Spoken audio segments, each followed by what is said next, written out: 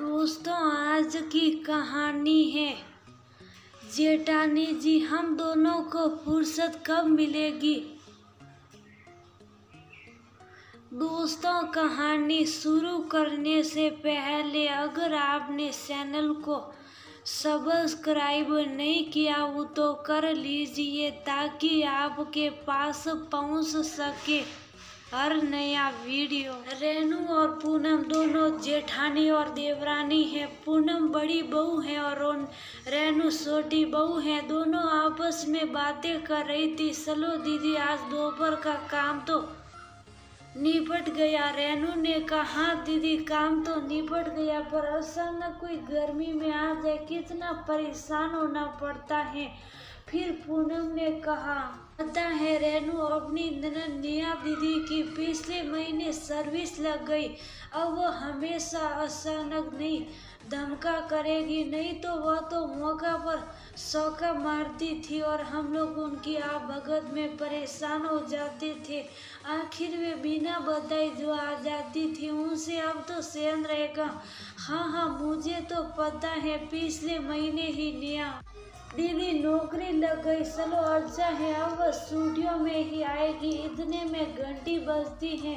तभी उनकी सासू माँ रेनू को आवाज लगाकर कहती, रेनू और रेनू, देख तो इस वक्त कौन आया। दोपहर के 3 बज रहे, अभी कौन हो सकता, मन ही मन कह रही थी रेनू। जैसे ही दरवाजा खोलती है तो निया ननद को अचानक देख कहती, अरे दीदी, आप इस वक्त, आपका आज ऑफिस नहीं है क्या दीदी, आज क्या छुट्टी है। तब वह कहती, मुझे तुम लोगों से मिलना था और आज हाफ डे था, सोचा आप लोगों से मिल लूं। और निया बहुत सहकते हुए बोली, माँ कहाँ है, जब से सर्विस लगी है तब से आज आ पाई हूँ। रेनू भाभी ने कहा, दीदी मम्मी अपने कमरे में है। निया मम्मी से मिलते हुए बोली, मम्मी देखो, मैं आपके लिए कुछ लाई हूँ। फिर उसकी माँ रेनू से कहती, जा पूनम को बता दे निया आई है और चाय नाश्ता भी ले आना। जैसे ही पूनम के पास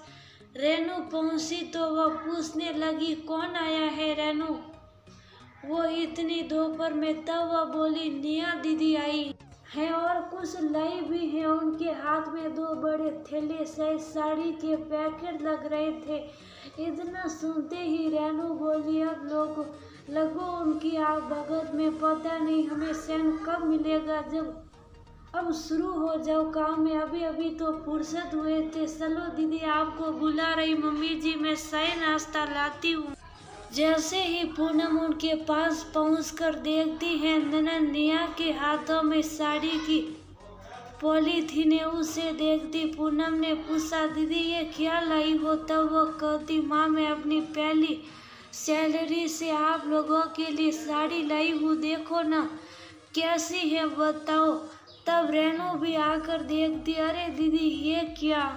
तब वह दोनों को एक एक साड़ी देते हुए बोली, भाभी आप लोगों के लिए भी साड़ी लाई हूँ। मुझे पहली सैलरी मिलते ही मुझे लगा आप लोग के साथ खुशी बांटूं। मुझे से रहा नहीं गया और मैं दोपहर में ही आ गई।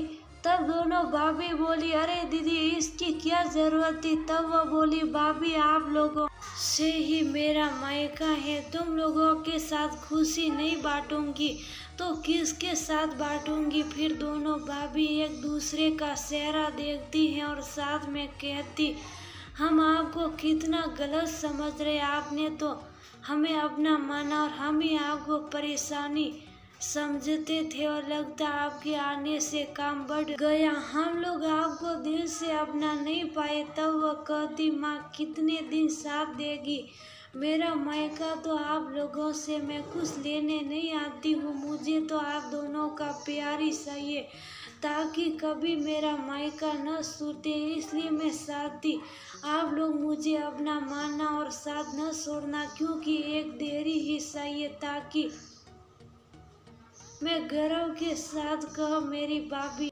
मुझे बहुत मानती है, मेरा इंतजार करे कि मेरी ननद कितने दिनों से नहीं आई, बस आगे क्या कहूँ।